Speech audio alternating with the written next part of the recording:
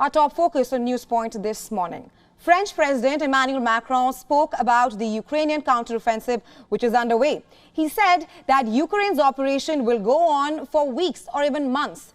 Macron said this in Paris along with Polish President and also German Chancellor Olaf Scholz. Take a listen. Of course, there is a counter-offensive, and we want it to be as victorious as possible so that we can launch a phase of negotiations under the right conditions. But our support will last as long as necessary. Macron further said that Kiev's allies had stepped up deliveries of weapons and ammunition, armored vehicles, support and logistics. He said that they are continuing to deliver to equip and support Ukraine. At the same time, they are maintaining the operational condition of several pieces of equipment already delivered that may have been damaged. Meanwhile, Ukrainian officials said that Russia had launched a massive missile attack overnight, and an air raid sirens were blaring across Ukraine early this morning as well. The Russian forces allegedly carried out an attack on the central Ukrainian city of Kryvka, which is a 5-story apartment building, and was attacked. Now, all the windows were blown out and smoke coming out of them as well.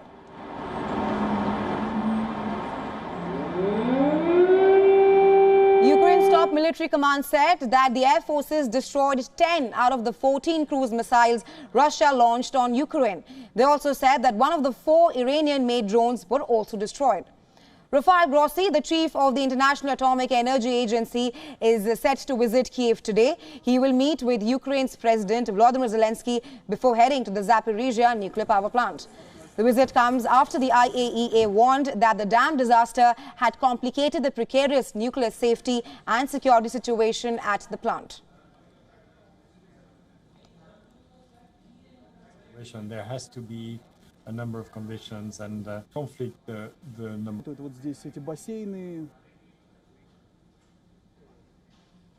Let's also now tell you about Ukraine's much-anticipated counter-offensive, which has begun. The region marked in yellow as we speak is the Ukrainian region, like you can see, while the region marked in red is the Russian-occupied, the region which has been occupied by the Russian forces, while the one you see in purple is the area which signifies Ukraine's counter-offensive. Now in total, as you can see, Kiev has reclaimed or recaptured 7 villages. Now these are majorly in the Zaporizhzhia and in the Donetsk regions. Now the major areas where Kiev has taken control is, like I said, the Zaporizhzhia region around here and the Donetsk region, which is situated right below.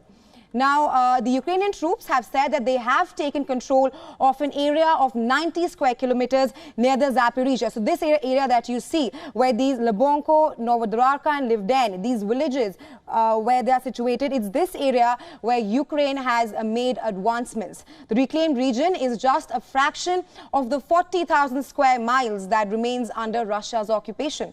However, Moscow has not officially acknowledged any of these Ukrainian advances.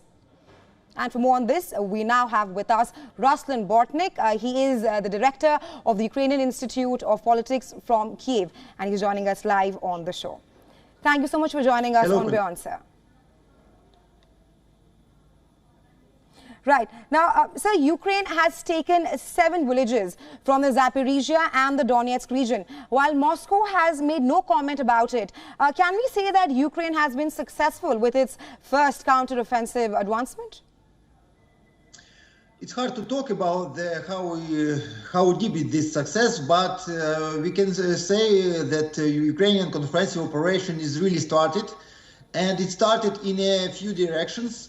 3 directions in the south front, from the river of Dnieper till the Veremeivka, till the Ubledar, and Ukraine is also going to continue the counteroffensive operation around the Bakhmut. And Ukraine is going to continue counteroffensive operation around the Kharkivska Oblast. It looks like we are on the only first stage in these counteroffensive operations, and we have dealt with some kind of reconnaissance in force. Ukraine is trying to find the weak places, weak dots in Russian offensive line. And for nowadays, Ukraine use not more than 15 till maybe 20% of Ukrainian army reserves.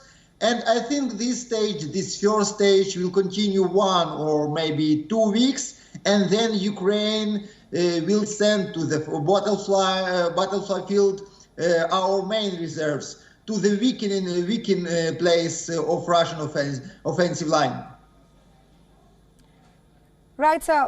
Also now, Ukraine is now fighting with new materials, strategy and also NATO caliber tanks. And the offensive has just begun as we speak. What other new elements or what next steps can we expect as we move forward with Ukraine's much anticipated counteroffensive?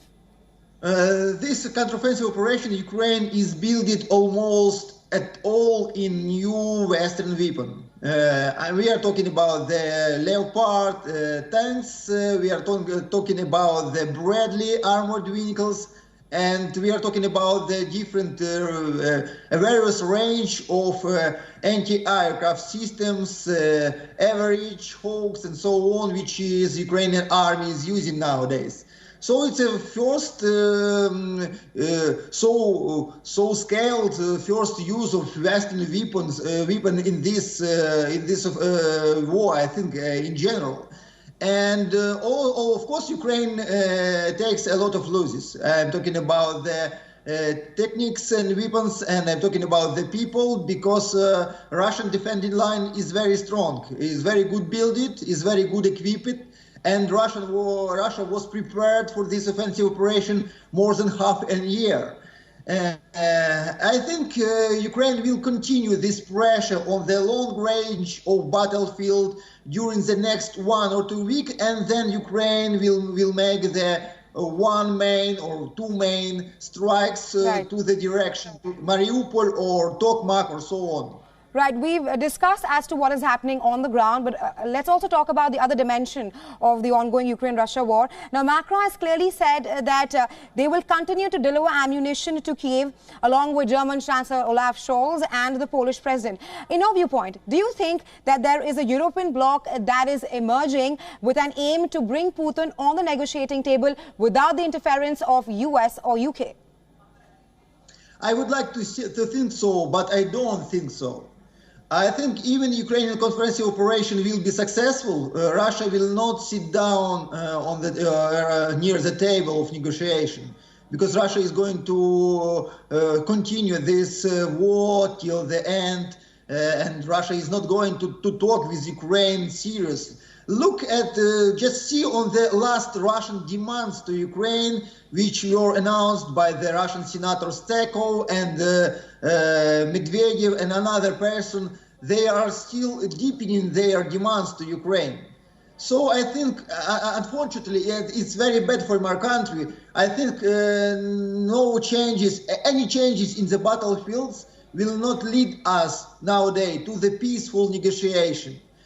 Only the changing in geopolitics and the time will make us closer to this negotiation. Right, you say that Putin will not come on the negotiating table and there will be no negotiations that will take place forward. So in your viewpoint, when do you think the war will actually come to an end? I hope maybe in a few years, if there will not be some kind of political agreement between Russia, United States, China, and another important country, India, so is. But because for all the sides of this war is existential war. The future of all the countries involved in this war depends on this war. The peaceful negotiation and the peace in the nearest future, I think, unfortunately impossible. Right. Thank you so much for joining us and beyond and sharing your insights with us on this.